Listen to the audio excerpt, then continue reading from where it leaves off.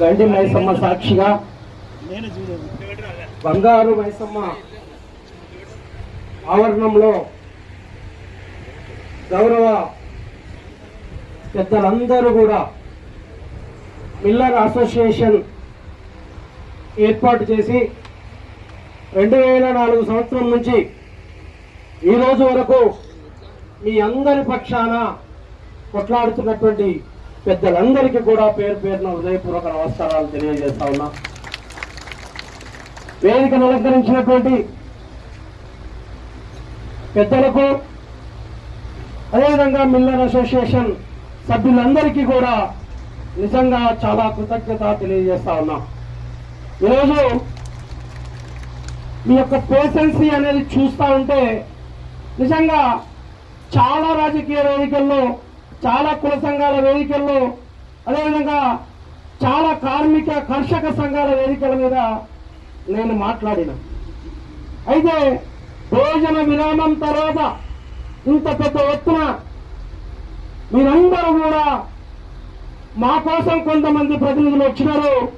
వారు ఇచ్చేటువంటి సందేశాన్ని మేము సంపూర్ణంగా విని మా యొక్క హక్కుల కోసం పోరాడుతున్నటువంటి నాయకులకు మేము గౌరవం ఇవ్వాలనేటువంటి ఉద్దేశంతో మీరందరూ కూడా ఇంత నిశ్శబ్దంగా, ఇంత నిబద్ధతతో, ఇంత గౌరవంగా కూర్చొని మమ్మల్ని అందరినీ పెద్దరికంగా మీరు ఆశీర్వదించినందుకు మీ అందరికీ నిజంగా పేరు పేరున హృదయపూర్వక నమస్కారాలు తెలియజేస్తా ఉన్నాం.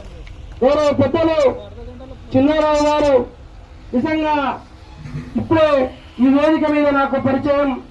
భవన నిర్మాణ సంస్థ అనేది నిజంగా అతిపెద్ద రంగం అనేది ఇప్పుడే తెలిసింది.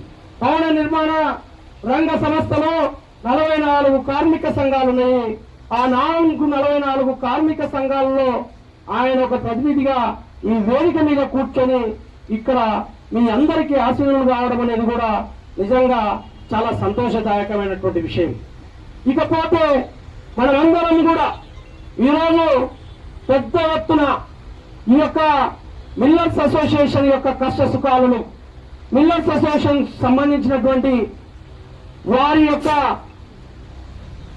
విషయ పరిజ్ఞానం లేకపోయినా మీరందరూ కూడా పెద్ద ఎత్తున మా యొక్క సమస్యలను తీర్చడం కోసం మేము పోరాటం మొదలు పెడుతున్నామని చెప్పేసి ఈరోజు ఈ యొక్క బంగారు మైసమ్మ టెంపుల్ ఆవరణంలో ఇంత పెద్ద ఎత్తున ఒక క్రమశిక్షణ ఫలితంగా మనం అందరం కూడా ఇక్కడ కూర్చొని ఈ యొక్క కార్యక్రమానికి ఒక వేదికను శ్రీకారం చుట్టినాం. అదే బంగారు మైసమ్మ తల్లి యొక్క ఆశీస్సులతో మీ అందరి యొక్క